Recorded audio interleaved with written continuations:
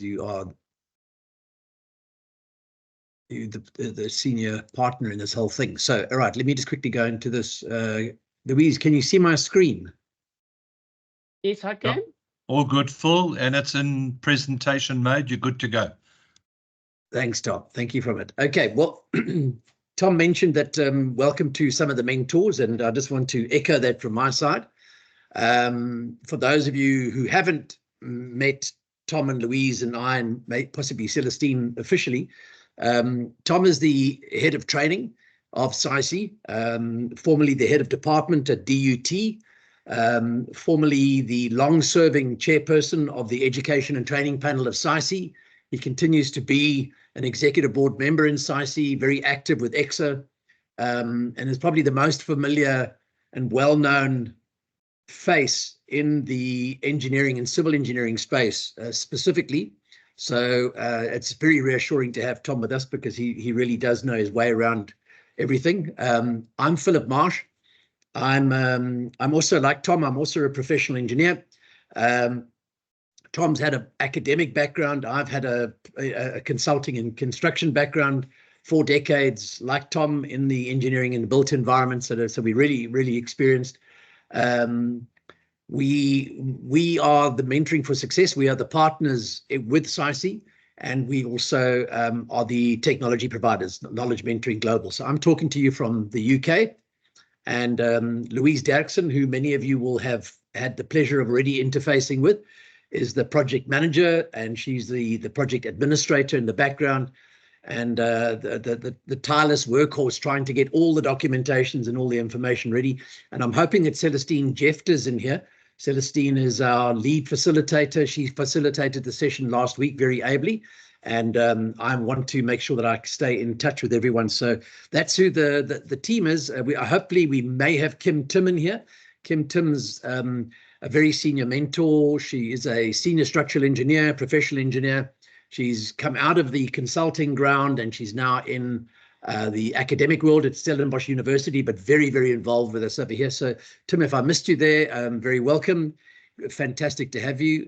So let me just quickly go into what we want to cover.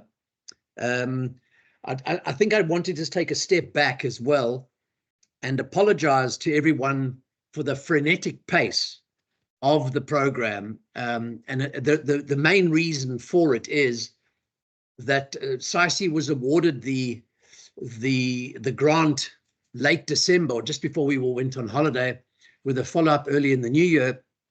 And then we started to go around the recruitment process, which was quite an extensive process, having to use SAICI channels, EWSETA channels, our own personal channels, to make sure that we had the right cohort of women that represented mature women in the water space, and certain other characteristics that EWSETA wanted.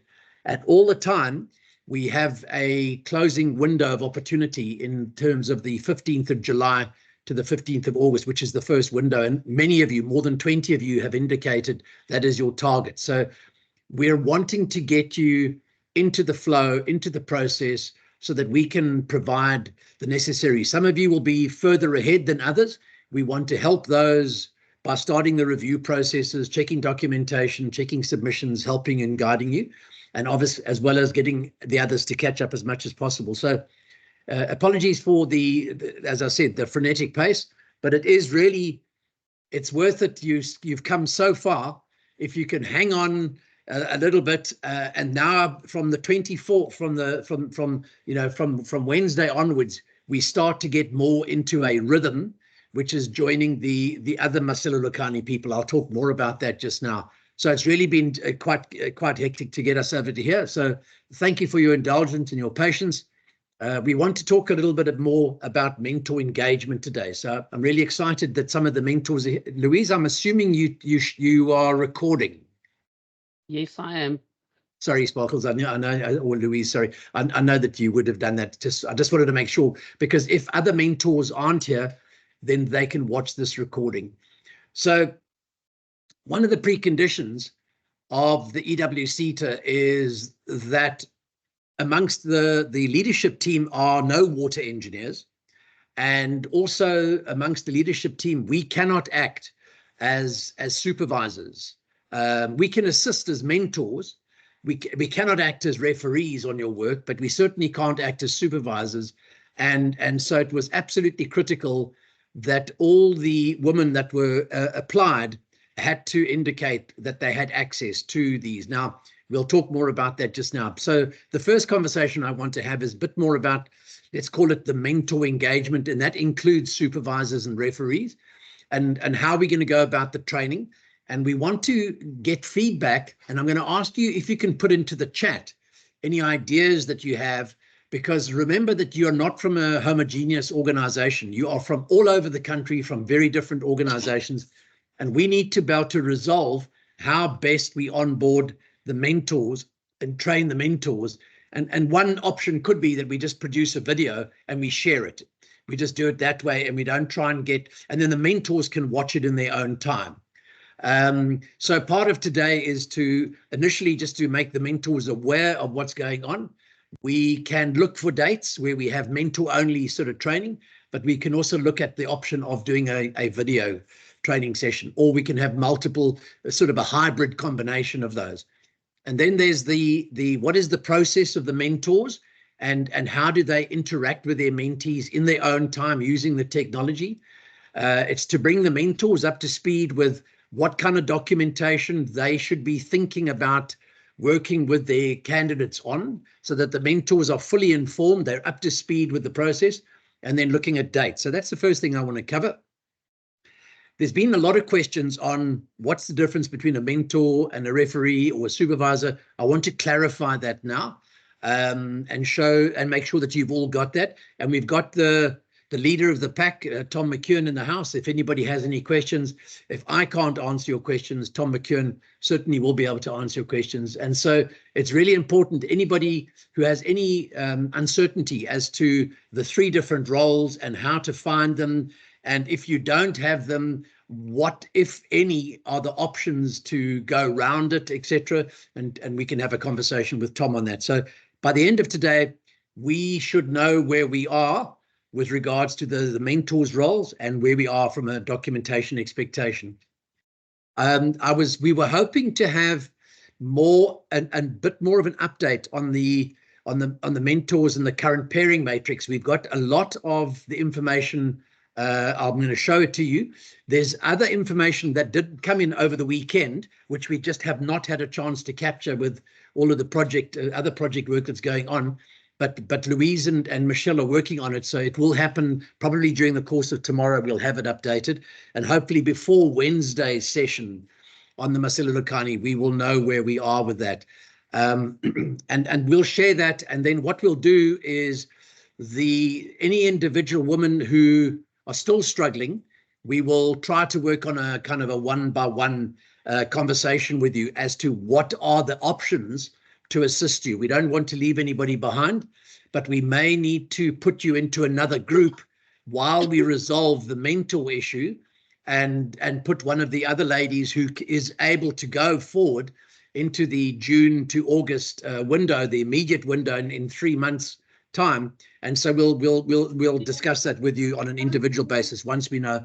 But obviously what we want is to work with as many of the paired mentors and candidates as possible.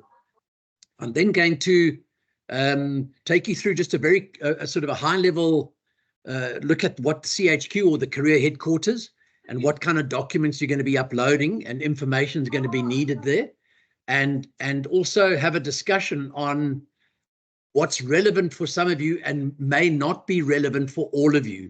And that's specifically with regards to the career experience audit and the learning gap analysis. Some of you may be so far advanced and quite well established with your document write-up, you may feel it's not 100% necessary. The career experience audit and the learning gap analysis is generally for candidates who are coming on, who've been working for some time, and they new into a mentoring program, and it's a first time sort of for mentor and candidate to come together, and we want to give the mentor some understanding of the background. If you have already been working with a mentor for some time, 2 or 3 years, and they really know your document history, your work history, and you've got your TOs and your TRs sort of under control, it may not be relevant. So this is not as if it's a mandatory process. It's an optional process for those who need it.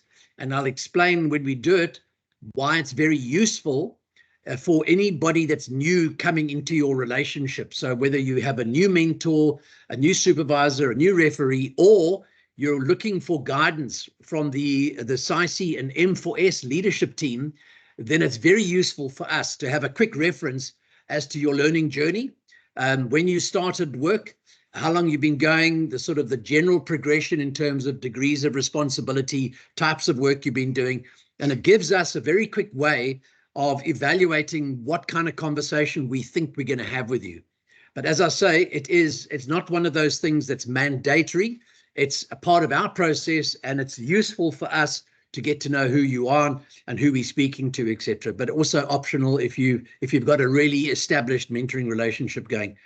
And then the last thing we want to do quickly is talk about what a readiness assessment is going to look like and what the needs prioritization are, and to get you sort of prepared for the Wednesday session, because the Wednesday session is an extended session. And the reason for that is you'll be joining an existing group of transportation engineers and academics that are in there. And it's to slice and dice the groups so that you can all benefit from the communal mentoring and discussions on the various different aspects of registering with EWSETA. And then we will then break into rooms, and the mentors and the candidates will break into smaller rooms depending on if you in Amanzi 1, Amanzi 2, Amanzi 3, Amanzi 4, etc. So just to remind everybody, this sort of journey mapping process is important so that we are all working and we're on the bus, and we know that this bus first stop is 15th of June. In fact, it's going to be like the first week of July. What we are proposing is that we should get submissions ready so that first week of July, and that gives us a little bit of time to do any professional review sessions that you would like, so that we can sit and you can do it, you can present to us, we can give you feedback on your presentation and get you as confident as possible. So this is what we call the journey mapping process. And really it generally starts with a career experience audit. So if you've been working for longer than 3 or 4 years, most of you working for 5 years and plus, some of you much longer than that, this is a very useful process if you are getting a new mentor into the equation, or you are going to be needing assistance and support from ourselves as M4S and SAICI, okay? So I will talk you through what that looks like now. You've already been sent the documentation by Louise and Celestine and Tom from last week. So they did talk you through it. I'm going to just show you a bit more about what it looks like and some of the sort of the background to it. I won't spend too long on it. It's quite self-explanatory, and it is included in the CHQ platform as well. The learning gap analysis is really important, that we have a clear view of any of the EWSETA outcomes where you may be missing exposure at the right level. So you may be working in an area, but you really are not getting to the level of contributed or performing the work. And we need to see what options are available in your employer where you could get additional time in those areas. Or if there's a lot of you and it's, let's say, for something to do with ethics, Tom McEwen is going to run a session on ethics in the construction sector, which is a SAICI course, and it'll be really good. It'll have CPD with it, and we were going to run just a general social learning thing, and we've decided that what we need to do is supplement the 11 outcomes, those particular areas that are very relevant. So at a later stage, once we see what the learning gaps look like, if there are large degrees of consistency in the learning gaps, we will then try to make sure we can get either one of us as the expert team. We've all got huge amounts of experience and different skill sets. But if we have to reach out and get someone else to come in and add something special, we also have a huge network, so we'll be able to do that. And the whole idea is to make sure that you've got whatever confidence you need to be able to handle in your engineering report, to use the right language, refer to the right codes or to the right specification or the right laws and legislation, and also maybe know some of the main stakeholders in the space, so that you're just well equipped to handle a professional interview and also the in the engineering report. And so once we've done this process, typically hopefully by the end of Wednesday, you will be in a position to start putting together a storyboard, and you can do a very manual one if you want, or you can use the functionality in CHQ. You don't have to use the CHQ functionality, but it might help you to get a storyboard together. And ideally, the storyboard looks at what is it you want to achieve, where are your learning gaps, what documents are you still short of, which documents are you planning to do, where do you need assistance, and do you need assistance, in particular areas. So, well, that'll help us to help you. And then what we call the CMAP, or the Candidacy Mentoring Action Plan, is just a very, very simple process. It's in the CHQ technology when you get loaded, and you will just see that it just takes you through almost a paint by numbers approach, where you will just add in some goals that you want to achieve. You've got really you've either got a 90-day window, or you've got kind of like an 8-month, 9-month window that you're aiming at, and then you can set some goals with dates and tasks and activities, and it will help your mentor and any one of us that's coming in to assist you. We can come in, if we are connected with you on ECHQ, we can come into your profile and we can see what you've set yourself, and we can make sure that we all work together to keep you on track and support you and nurture you, etc., to get to the right place. So that's what the CMAP does. It sets your goals. It allows you to journalize if you want to journalize. It allows you to prepare your presentations if you want to do a professional review, a mock professional review, so that we can give you some feedback on how it's flowing. It's very useful to be able to do that, because if we have your engineering report and we can cross-reference your engineering report with your TERs a little bit further down the track, we can then give you really nice feedback on the shape and the feel and the look and the feedback of your mock interview. So that'll help you. That'll give you confidence, and it'll just make you better on the day. The evidence shows that a few years ago, when I interviewed all the CEOs of all the professional bodies, etc., as much as 60% of the reason for deferments or just being sent back for another 2 years was around the failure in the professional interview process. So very often candidates get a lot of support in the preparation of their documentation. They get good referees that help them through the process. They have a great mentor. They have a good supervisor. Everything's signed off. Their employer may have a commitment and undertaking agreement with EXA. And so everything is quite well done from a sort of an academic documentation, management, recording, report writing, assistance kind of point of view. And then the young individual goes into the meeting and is not able to handle the pressure, might not have the levels of confidence that they actually require. And then they actually, although they're ready to become registered professionals, the pressure gets to them. They don't have the lack of confidence. And what's known as an amygdala hijack in the brain, or a prefrontal close down, takes place. And then they actually don't pass their application because of a silly thing, which is just personal confidence and in how to go about preparing and getting. So we want to make sure that that doesn't happen to anybody. We want to make sure that you get well covered and you have 1 or 2 or 3 goes at presenting to each other, to us, and you get feedback over there on the presentations. And so what it really has to happen sooner rather than later. Some of you have not started. You've indicated to us you have not started, but you want to get started. So that's why we're here.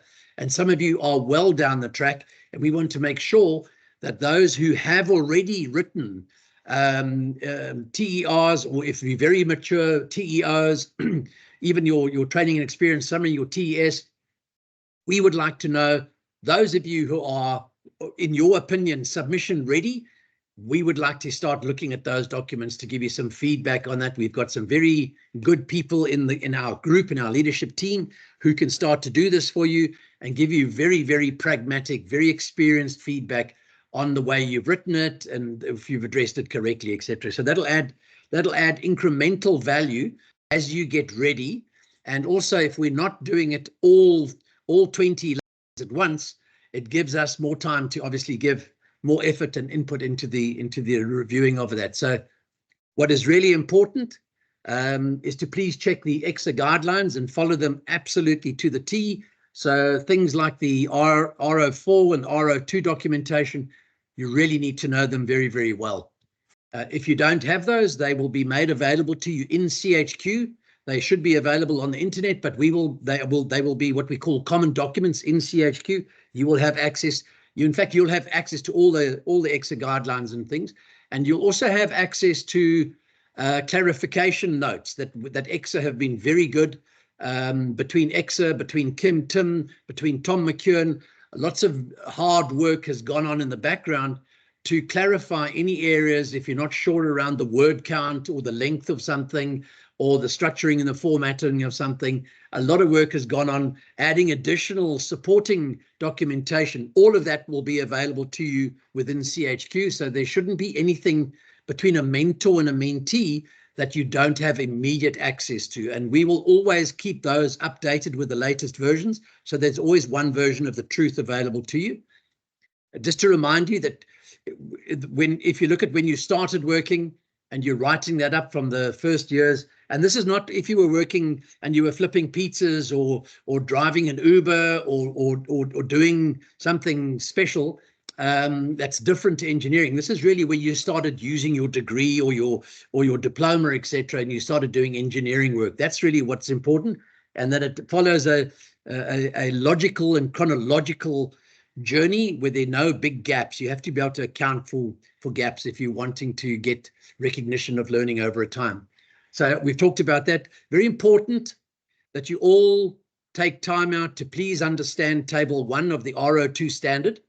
The Table 1 is all to do with the language that you must use when you are writing your TERs up, and even to a large extent writing your engineering report up, because it tells you the describing words of the level of effort and the level of responsibility, or what's called the degree of responsibility that you were operating at. So you're either observing or you're participating or contributing or performing, etc.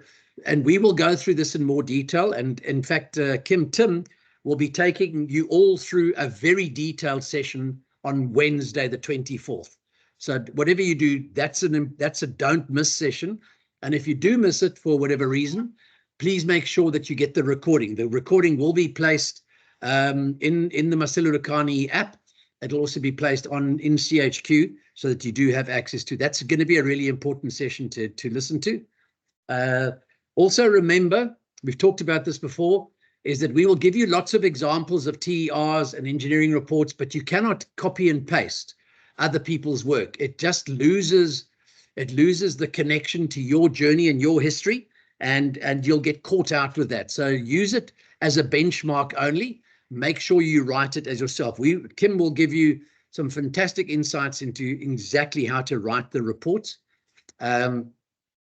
The advice we give to everyone is don't overanalyze and get caught in the headlights of all of these standards and all of these guidelines that you're going to be getting from us. Just start writing them and you'll get some feedback and you can improve very quickly. So you'll find that people that in the MASELULEKANE group there, the transportation people, which is a Sunrail sponsored program, the people that are in that group there struggled initially with the over-analysis, almost paralysis by analysis. And then once they started writing, very quickly they converged nicely into putting good stuff together. And now we just panel beating the last of the rough edges out of them. So it's all very good. And then we'll also take you through the interview guide. So all of that is all part of what we're now calling the 90-day countdown.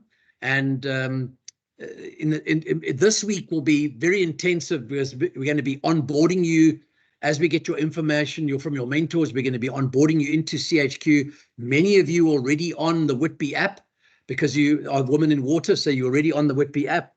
If you didn't join Whitby last week, Wednesday, we had the ex-president, Refuwe Buthelezi, who gave what only can be described as a watershed show-stopping presentation. We'll also be able to make that available to all of you once you're on the app or once you're in CHQ. I would urge all of you as women in the built environment to watch it, and to watch it with colleagues that you work with. It was just an unbelievable presentation, and it's one of those things that don't miss it. Put it on your calendar, not to miss. So today's session, ladies, it was an essential session for mentors.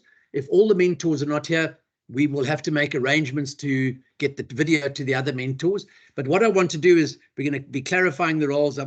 We've talked about that, exactly what we're going to be doing. And then on Wednesday this week, there's an extended session. So from 3 to 6 p.m. And apologies to any working moms for the intrusion into what is probably normally travel and family time. But once again, we will record it. And for those of you who can maybe get home earlier and get set up and balance family and this session, it's the only really long extended session. And the reason for that is it's the combination session. So from 3 to 4, it's going to just be the women in water. So just the people in this particular conversation. And what we want to do, because we don't want to repeat it, there may be some of the Sunrail group that come in and join it as well, because they want another view, another look at it.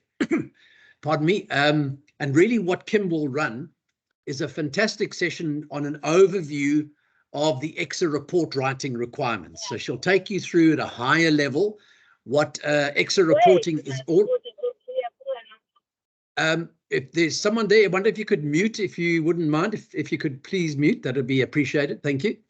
Kim will take you through the overview of the EXA report writing, and then she will also describe in a bit more detail, using the various different standards, what the TOs are for and where the TOs are relevant and whether it's relevant to you or not, what the training and experience reports look like, and the difference ones between the engineering candidate, the technologist candidate, and the technician candidate, what the training and experience summary, the TES, looks like, and also what the engineering. She'll briefly touch on the engineering report, but not in too much detail. And then at 4 o'clock in South African time, the MTM people will join in. Some of them may join earlier, so there's some new people. You'll get to know them over time, and then we'll do an hour session where Kim will do a deep dive into the engineering report, which is really the culmination of all of the work that you're doing, all your training and experience outcomes, your training and experience summary, etc. The last few TERs, if you're a very mature candidate, you may have maybe just 1 or 2, or maybe maximum of 3 TERs, because you're already operating at a mature level, and you won't be changing degree of responsibility frequently, and you may be working on a longer term project, so you may just have a very few TERs and maybe a maximum of 2 TERs, and those should then culminate and talk to the engineering report, which has got a very specific format and 100 words per outcome and how you write it up. We've got a guideline document that'll advise you on exactly how to address it and write that. And Kim will do a deep dive there, and that'll be great. And obviously it's an interactive session. There'll be Q&A, or you can put all your questions into the chat. And then after that, what we want to do from the 5 to 6 session is we want to do breakouts rooms. And pardon me, the breakout rooms are specifically to start to drill into Amanzi 1, Amanzi 2, Amanzi 3, etc., and break you away from the transportation engineers and technologists and technicians, because we want, and we're going to send it to you tomorrow, a very simple template, which is going to ask you just a few questions so that you can give some feedback to whichever of the facilitators is in your group and the mentors that are in your group with you, because we want to get a couple of things identified as to what are any priority needs. Are you comfortable with the way you've done your position audit? And what are the priority needs that may be relevant?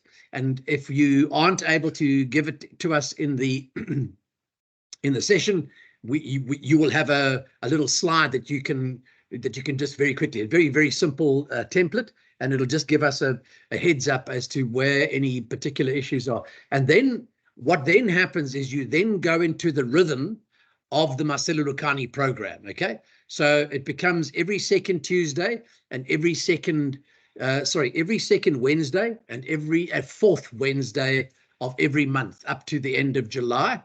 And that's to get the first group through, and then it'll continue into August all the way up to March, April next year, even May next year, to make sure that we get the next Amanzi 3, we get them registered, and then that anybody that's still in the group tidying up last loose bits, that as we set you on the road as well as we possibly can to get into the July 2025. So I'm not going to go through each of these, but please just be aware of the fact that from next Wednesday, or this coming Wednesday, you will be joining another group of people.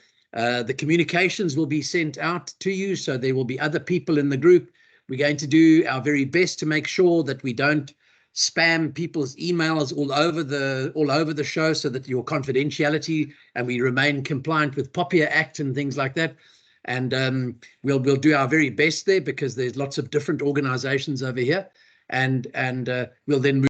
And the blue is where I've indicated, if at all possible, mentors can join, because we do not have enough experts externally. None of us are water engineers, and we do need people that can sit with us and anchor in the breakout rooms and have those discussions. The mentors are very important here, because we have to understand, if we can, that the mentors need to be regarded as a national asset. Mentors, for those of you who are mentors in here, including Tom, myself, Kim, Louise, Celestine, the whole, Frederick, I'm not sure if Frederick's in here, we see ourselves as a national asset, because we are not beholden to any single candidate or candidates. It's really important that the mentors are there to guide and advise as many candidates as possible, because some candidates are disadvantaged in terms of where they work, and they don't have access to a mentor, a supervisor, or a referee that is registered in any way at all. And so we're going to have to look at how we manage those processes. But there's an opportunity for 90 days to share the love and be a mentor to many. And so that's why I need to ask the mentors and candidates, if your mentor couldn't make today, if you can please impose upon your mentor the importance of the kind of nation building context behind all of this. X is under massive pressure, the country's under massive pressure to get more professionals into the sector, specifically even in the public sector, where there's a big drive public sector. But some of the ladies that are working in the municipalities or the metropoles, or even the smaller consultancies, are really struggling to find the quality of mentors that they need.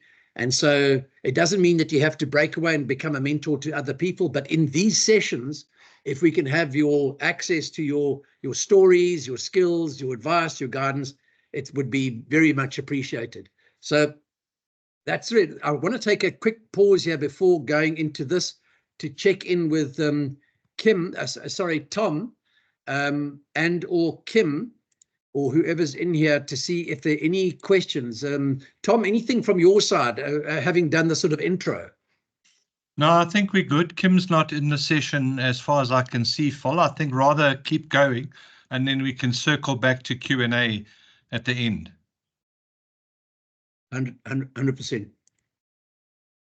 Am I? Sorry, am I on? Yeah, okay. Sorry, just trying to find my way around here. Okay. Louise, you'll obviously tell me if there's any hands up or anything like that. Okay, so moving forward, the one thing that happened after the last couple of sessions is a lot of people have been asking around, we called them mentor 1, 2, and 3, And essentially you don't have to have 1, 2, and 3, but EWSETA recognizes the different roles of supervisors, mentors, and referees. If you're not sure where this comes from, I've taken a snippy of the cover. It's the R04 document, which is the training and mentoring guide for professional categories, and it'll take you through there. And it's the revision 20th of May 2021, and it gives you a breakdown. I'm not going to read all of that, but it'll tell you in there the roles of the supervisor of engineering work, and that they need to be registered to be able to sign off on your reports. And then a mentor, and ideally the mentor from a registration perspective needs to be registered. And then you can have a referee that really understands the work, and they can vouch for the work that you've done.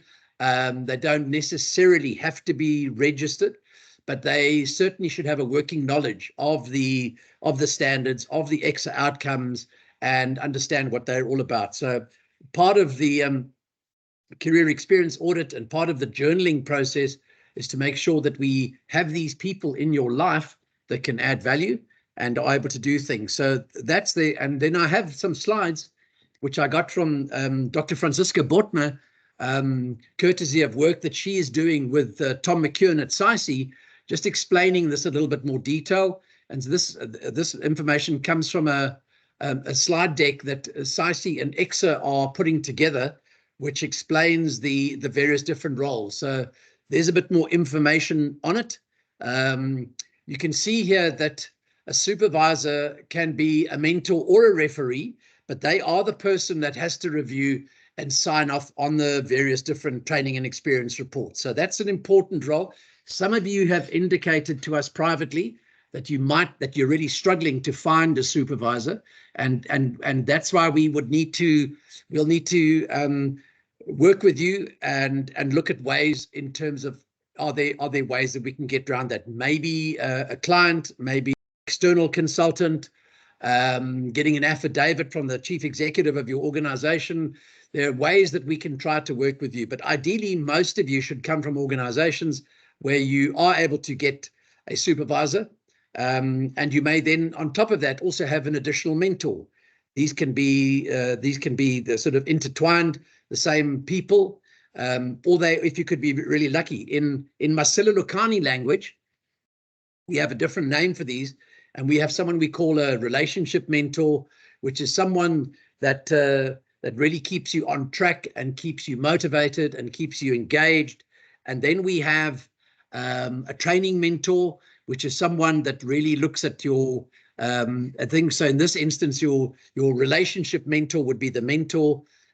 Your technical mentor would be a referee, and then your compliance mentor would be the person that is the supervisor. That's sort of kind of MASELULEKANE language. It's exactly the same as the EWSETA language over here, and it's broken down into a bit more detail. And so this is, I've just shown you the table from R04, so I won't do that again. So this is the information we have at the moment. Thank you to everyone that has responded. You'll see there's a couple of areas where we have a concern. Oh, pardon me. Where we have a concern in that there's someone who doesn't have availability. So Bongiwe, Zara is indicating they don't have mentors. Nomtakoza, not sure if that's come through. A couple of you did send information. It hasn't been updated. So Busisiwe, maybe we've got your information. Dikaledi, we might have your information. Mokanya, we may have yours. And Nontakoza, we might have it. So we will update this with all the emails that have come in. It looks like most people do have mentors.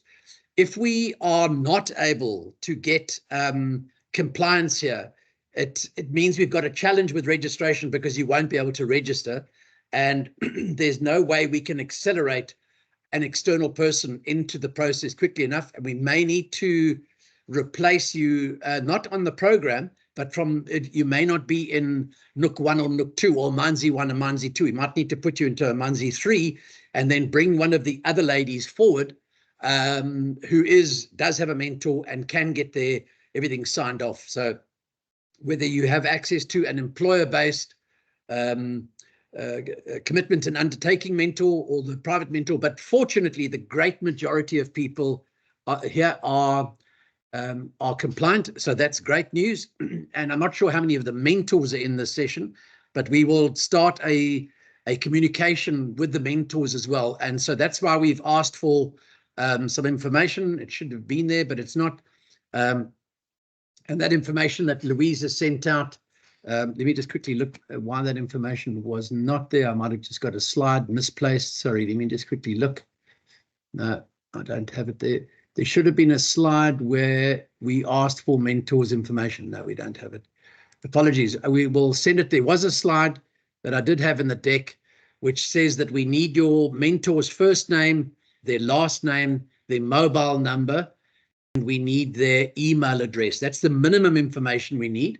Ideally, we also need to know that they are registered with EWSETA. So we need, if that information is available, we will send out the information again, the information requirement. We would need their registration number, because then what we are able to do is go on and check that they are reflected at EWSETA as a registered professional in good standing with EWSETA.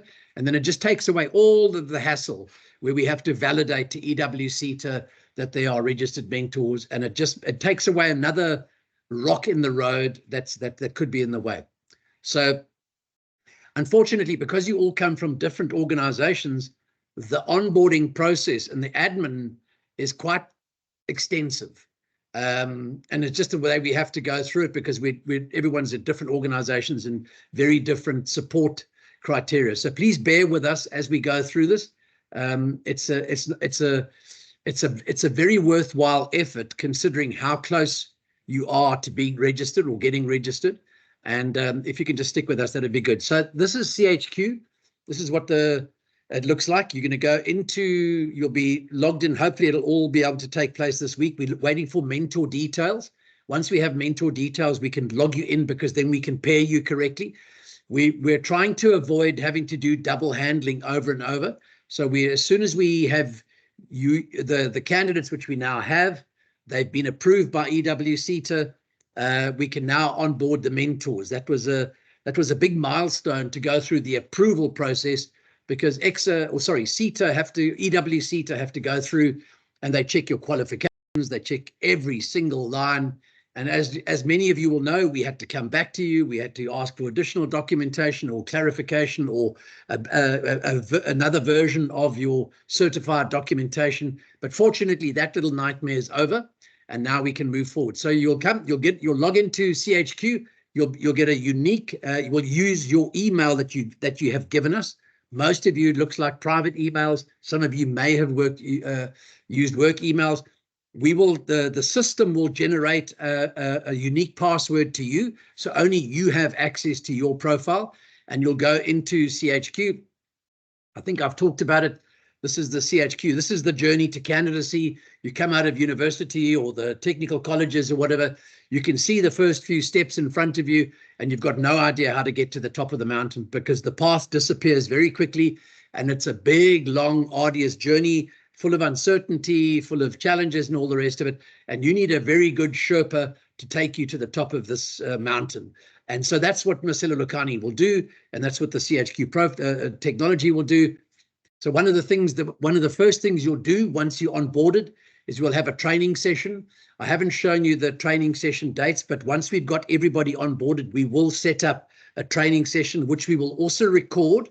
And then Celestine will have that as a training session. Celestine will run that, and then we'll be able to distribute that to everybody that misses the session, including the mentors. But you're going to have something, it'll look like this. You'll onboard as a mentee, you'll update your profile. So you'll have your personal profile. In there, we're going to ask you to select your ethnicity, your gender, any particular disabilities. You will position yourself in terms of your years of experience, etc., etc. You will then do your candidate profile, your career profile. So we'll ask you any information that is relevant from a previous experience point of view. You'll put your career framework in there, which is your professional body, which will, in all instances, will be EWSETA. But you then choose whether you are a member of SAICI or EWSETA or whatever it is. You'll put your academic profile, so a little bit more information for us just to record that we've got it there. at which institution you studied at, when you graduated, etc., a copy of your certification. There's an indication on the documentation that you'll need to upload.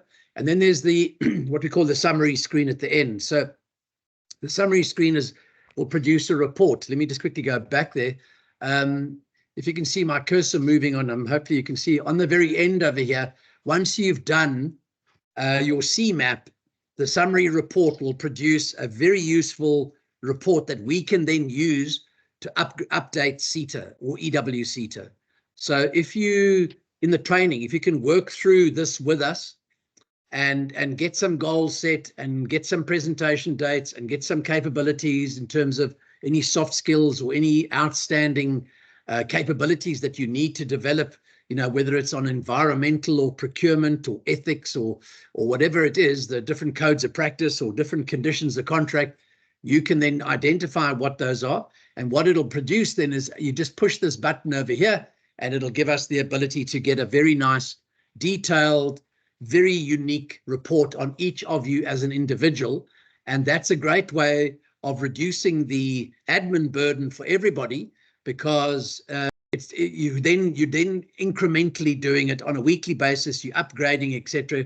So if on a quarterly basis we need to send something through to EWSETA and you've been updating as you've been going along, it's very easy. It's just a push of a button and we get a report and we can submit that, and that makes that quite a simple process. That's the theory behind it anyway.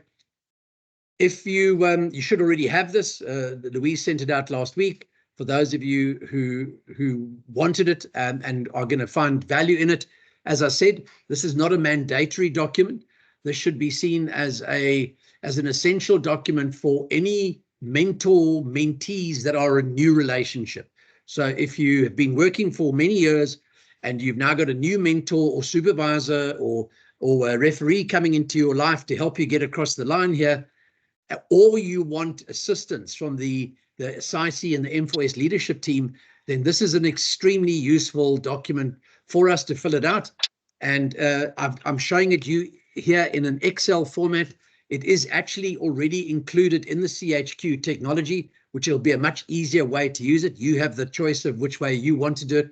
But essentially what it says is whatever was your first year of work, and then coming up all the way, and you might have 10 years. So, your first year of your work, what was that year? So you change year 1 and you put in there 2003 or something. And then year 2 was 2004, year 3 is 2005, something like along those lines. You would then identify a project or a place where you worked.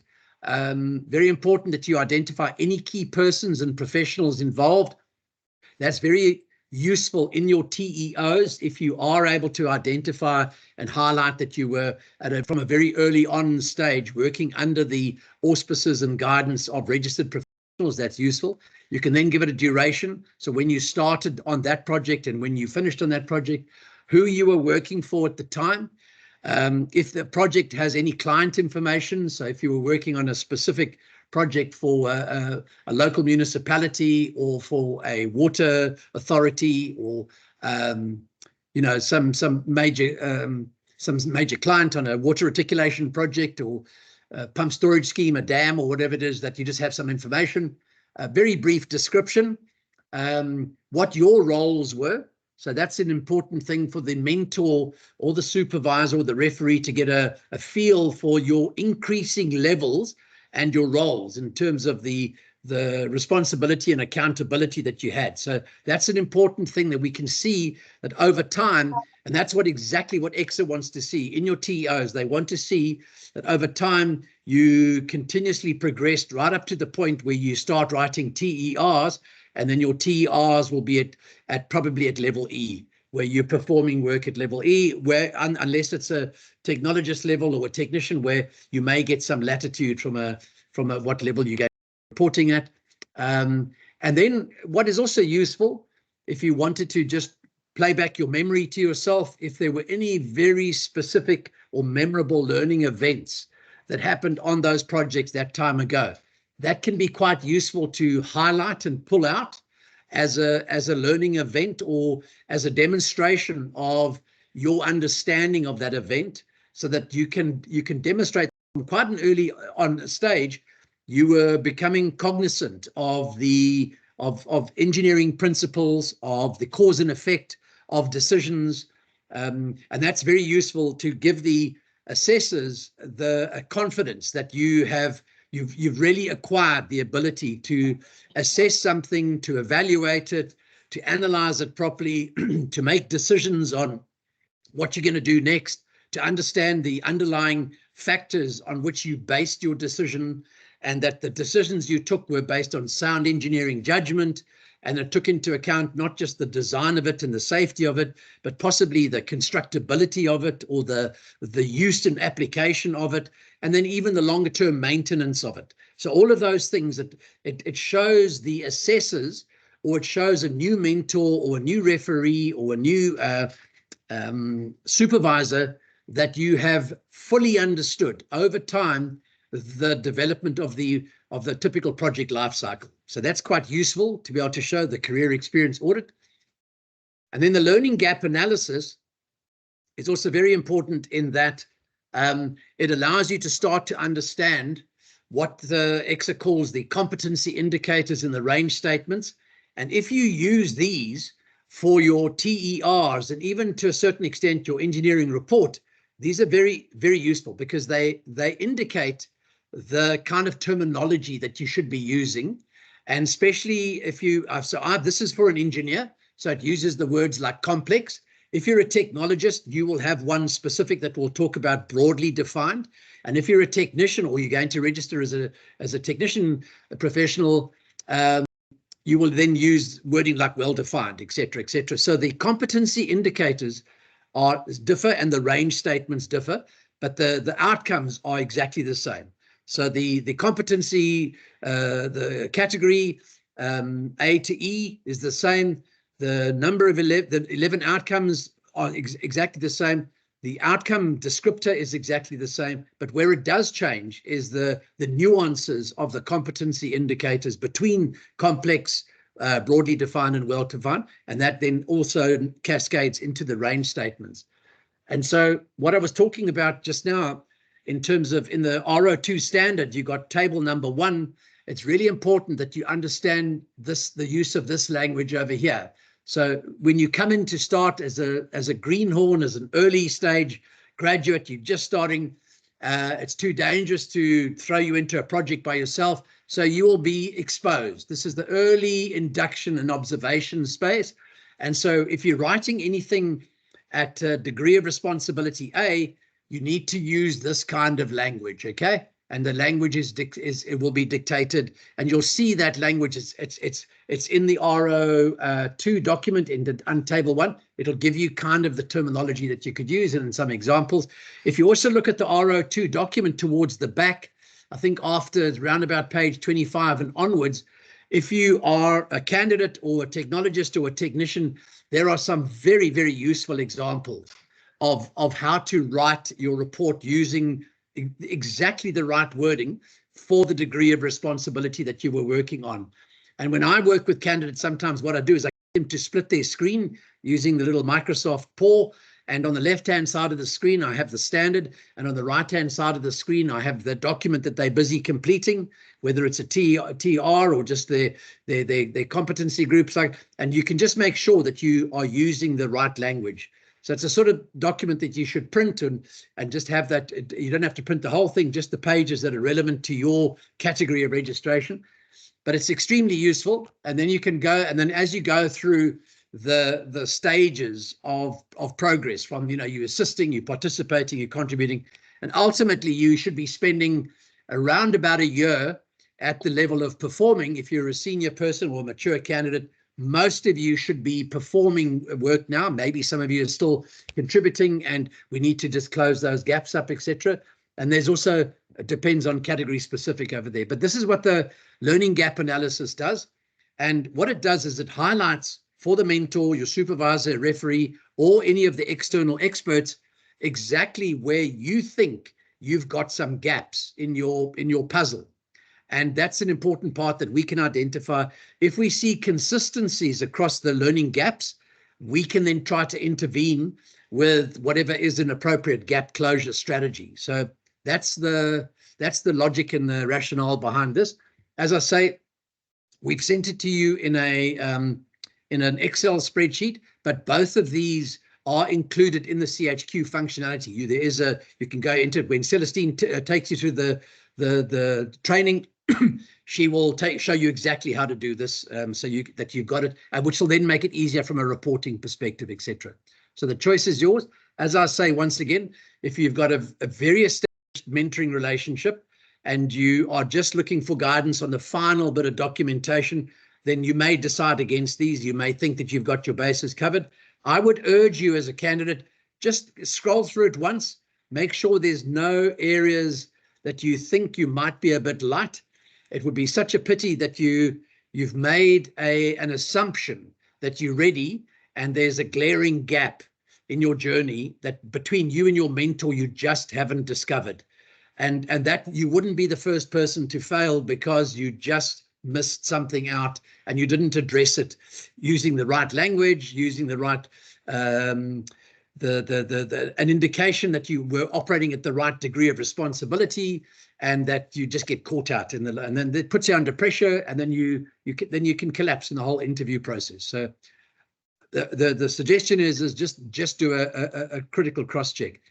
So in the summary screen, which I talked about earlier, if you follow the whole candidate profile and you get to here, you'll end up with a page that'll start to look like this.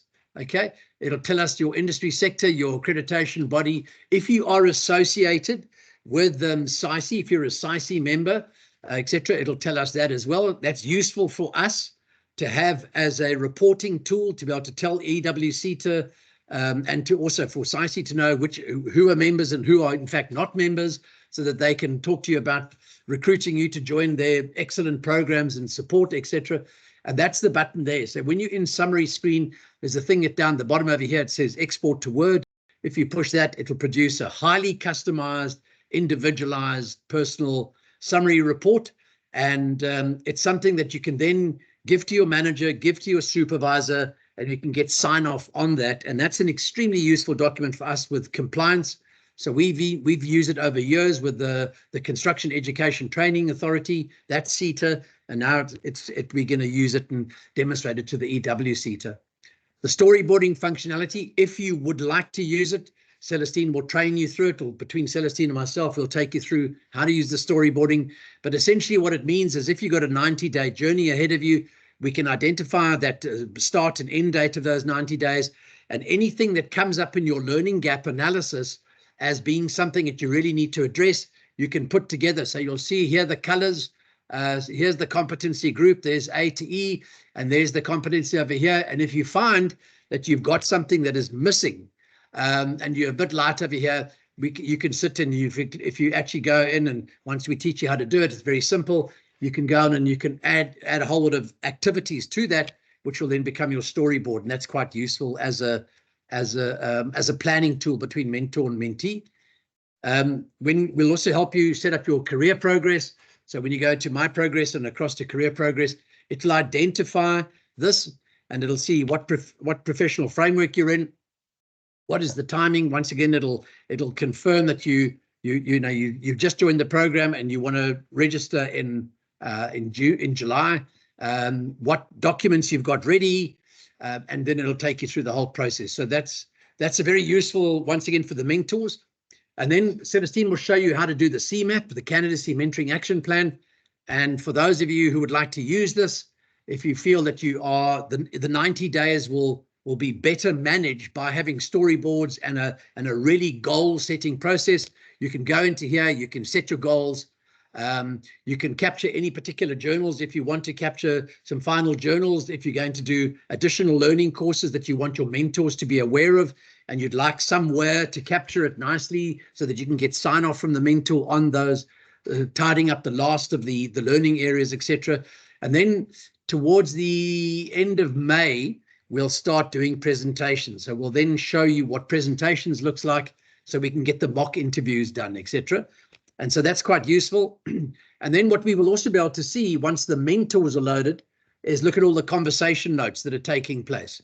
So this is This is my own demo version, so just ignore it. But what you will have is you'll see a whole lot of common documents. So all the EXA documents, you will have availability in there. So when I talk about R01 or R02 or R04, etc., you'll have all of them in there.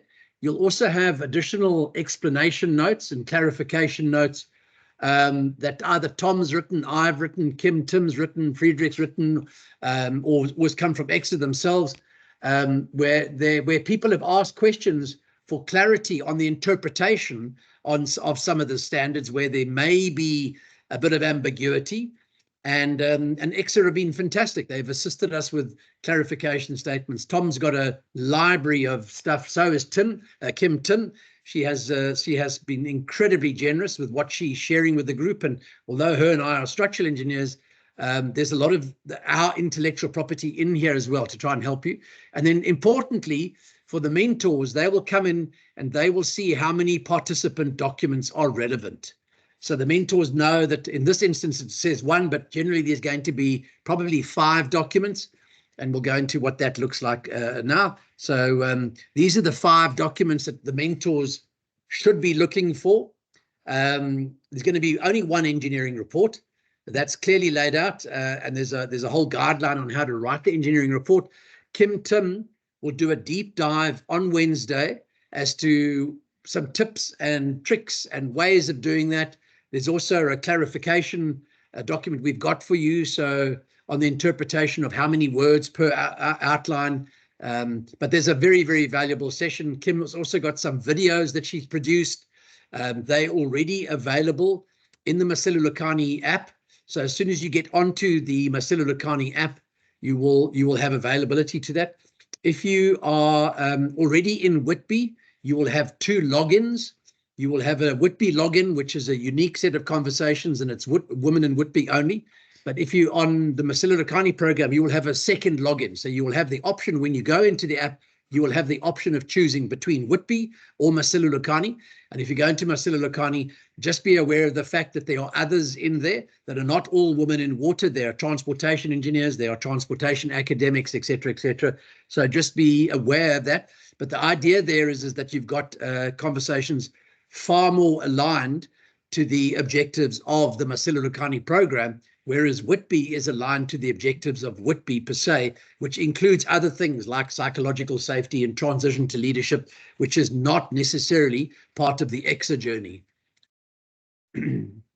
So Louise is saying Whitby is not on CHQ. Yeah, Whitby is not on CHQ. That's a statement of fact. Sparkles, Louise, I'll come back to you on that.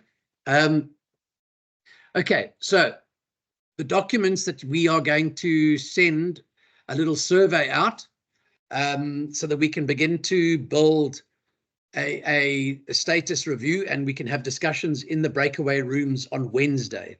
Remember, Wednesday is first off 3 o'clock is a deep dive with Kim into general overview of EXA reporting and what the TOs and TRs and TSs and engineering reports are all about. Then there's a combined session, deep dive into the engineering report. Then there's an hour of breakaways where we're going to be going into this with you individually, and hopefully the mentors will be able to join, or we'll be sort of splitting up the leadership team.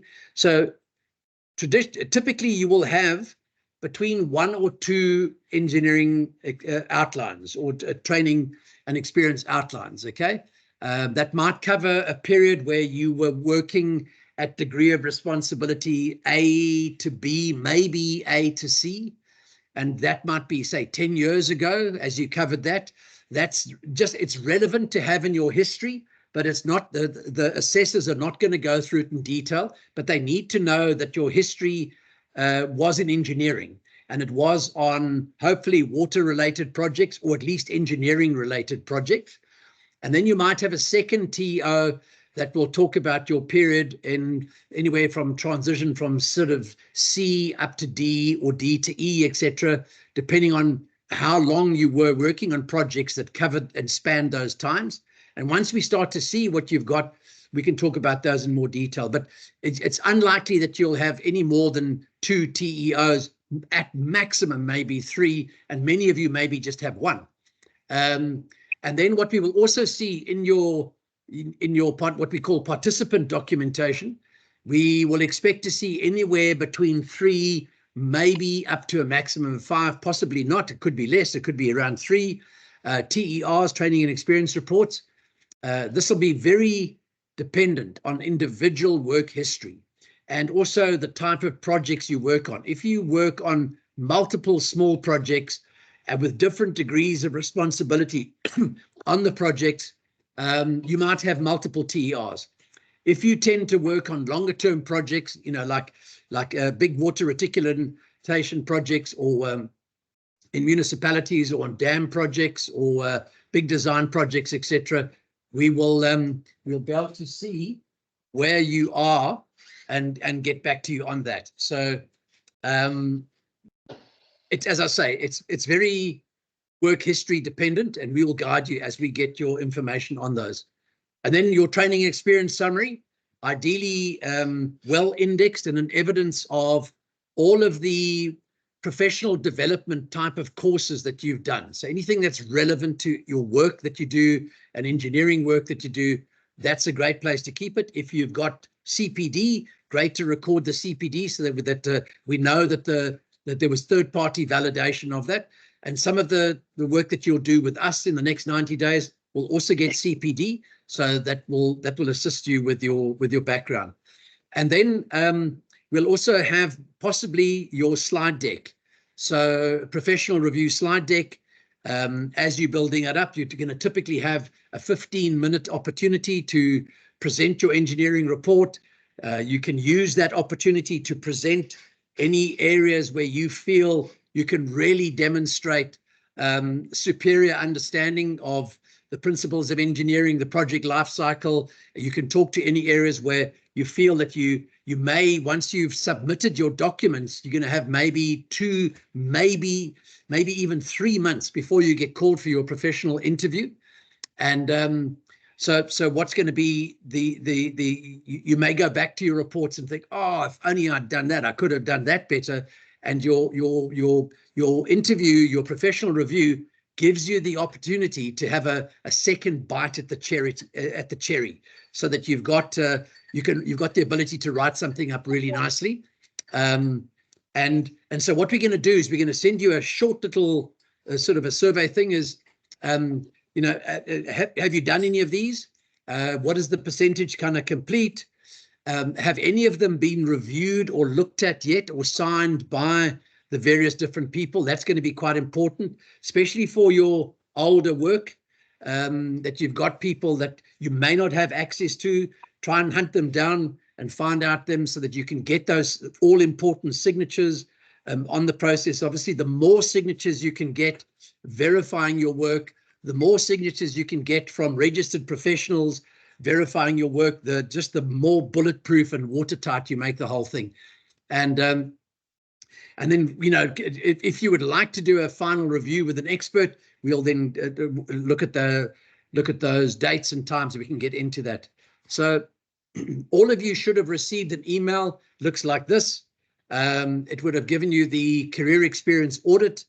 It would have had the learning gap analysis, the templates, and then you would have also had a breakdown, a zip file of whether you are an engineering candidate, a technician, or a technology candidate, because there are slight nuances in the TERs and the way that you write things up, etc. And you should all have those so that you can start. If you may already have them, you may already have them from EXA, but if you don't, you've got them now. So, Tom and ladies, that is the end of the.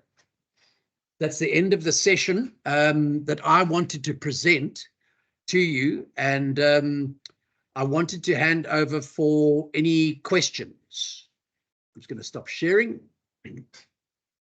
Tom, anything from your side before we go to full Q&A? No, I think you did it in, you get extra incentive payment rewards for doing it quicker than anticipated. So it's not a contract. We don't have to go so quickly, but yeah, lots of information. Thanks, Phil.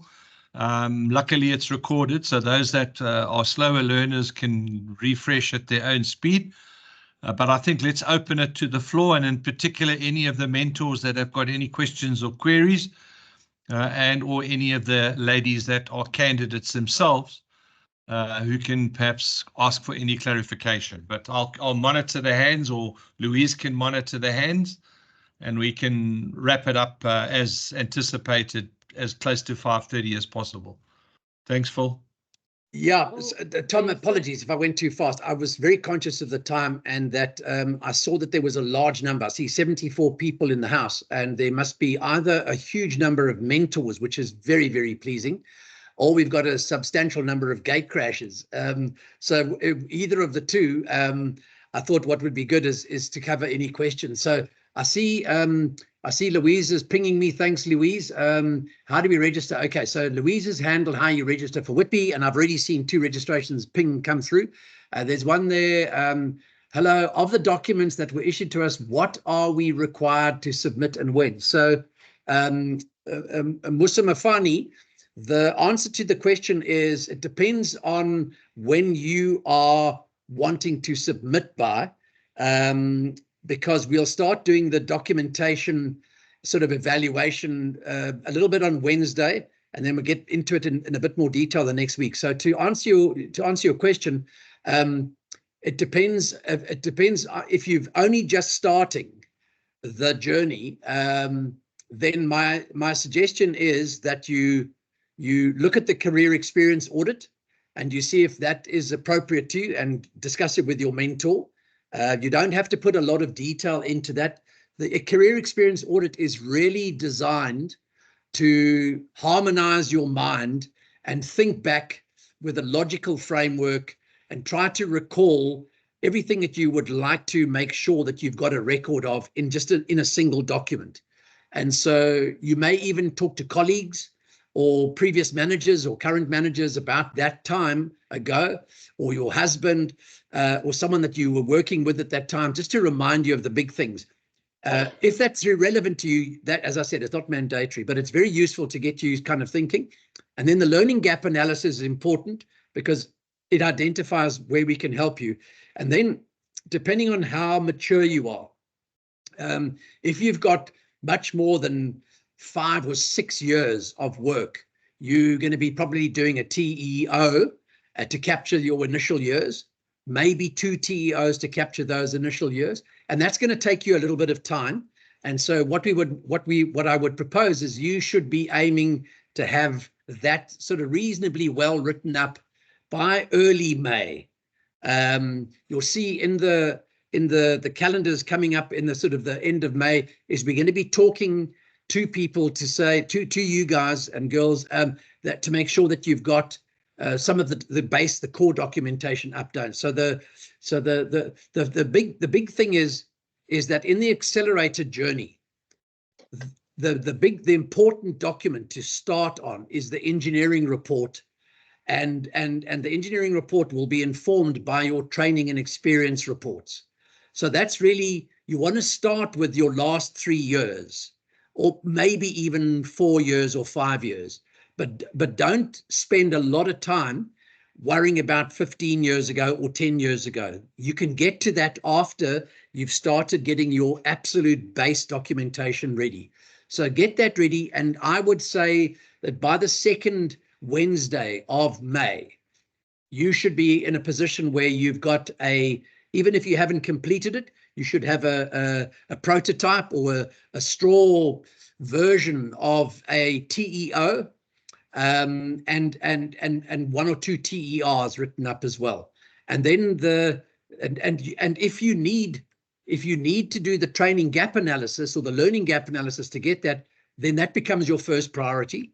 And your mentor needs to work with you on where you are on the journey to get that thing. But there's no pressure from us to have that today or by Wednesday, but certainly all of you, if you could have the base 5 documentation at least started, even if you've just put your name and you've just put the very basics in it, at least you can show us evidence that you've started your document trail. That would be first prize.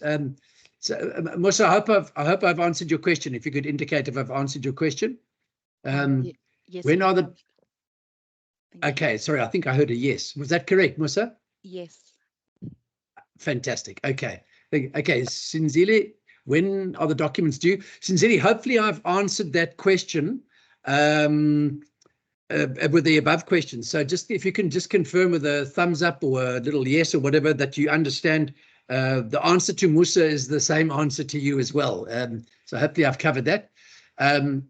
So good evening. Will there be any CPD points? Yebo, yes. Anybody that comes in to these sessions from a mentor's perspective, as well as the other sessions, there will be points for the mentors.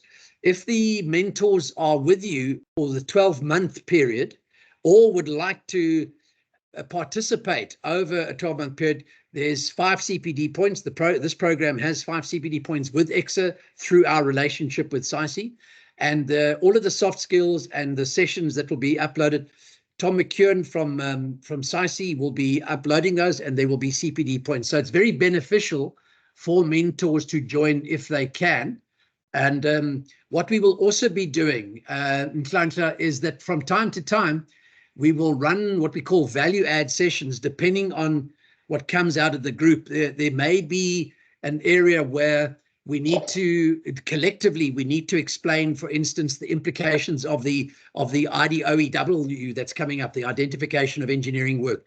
This will have a serious impact on many municipalities, many state-owned enterprises, many government agencies, in fact, many of the smaller consultancies. And interestingly enough, even the bigger consultancies have got very, very senior people working in them that have not registered, and their jobs will be under some sort of threat when the IDOEW comes in, because they will have to work towards registration. And this impacts academics, it impacts people that are, anybody that is doing or supervising or signing off engineering work will be impacted by the IDOEW. So a really good idea. If your mentors can join, we will look after them. We will get them as much CPD as possible, and we will welcome them into the community, and then they can do a good thing. And as I say, if we can, if the mentors are happy to promote themselves with immediate effect to the rank of national asset, we would love to have you on board, because it's the way you can assist others as well. So, Nhlanhla, I hope I've answered your question. So Tom's answered the question there. Okay, so Tom's saying, different to what I was saying, being a referee does not earn CPD. Tom, how can we get the referees will earn CPD by attending the expert sessions? Is that correct? Yeah, so if the referee is a mentor or the referee attends any of the expert sessions, then they can get CPD under category 1. But as a mentor per se, and as a referee, the mentor normally earns mentor points under category 3. But you already get those points as a member of a VA. So you've got to be careful.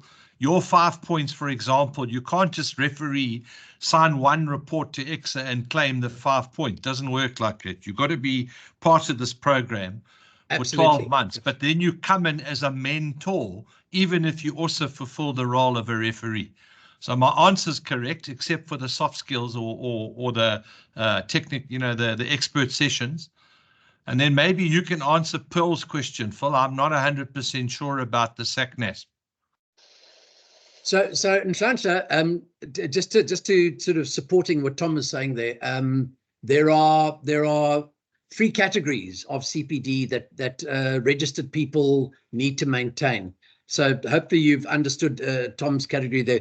The 5 points is very much related to a 12-month program. Your mentor would have to be engaged for 12 months. In fact, any of the candidates that are engaged for 12 months will also get the full CPD points. But we would need to have evidence, and we would be able to be auditable by EWSETA if they wanted to make sure that you were there on a regular basis, that you attended the sessions, that you made progress. Our CPD is based on what's known in the DTI skills matrix as a category C program, and it's what is required for the 5 points. In other words, it's regulated by amount of activity, it's regulated by kind of documentation and things like that, but it is attractive to mentors that want to provide active mentoring over a 12-month period. And as Tom said, Some of the refereeing sessions, there will not be CPD. Some of the soft skill sessions, there definitely is CPD. I hope that answers your question. Pearl's asking an important question. Tom, I'm going to need you to sort of assist here as well. A referee doesn't have to be a registered professional engineer. They need to be able to vouch for your work. So if you are a professional at SACNASP, that would be adequate as long as they were able to look at your work, as long as you still had a supervisor or a mentor that was registered and could sign off on the work, because a SACNASP referee cannot take responsibility for signing off on the engineering content. All they can sign off is that you did do that work at that organization. Tom, have you got anything to add to that? No, I think you've got to look at the context of what a referee does. So the referee has to make some judgment calls on your suitability and deemed competence. So if they are themselves registered as a professional, the questions are quite generic. I would agree with Phil. But if you, for example, you need 3 referees minimally, if you, for example, had 2 of your 3 were SACNASP registered and only 1 EXA registered, EXA may frown upon that. So I would say yes, but don't go beyond at one of them.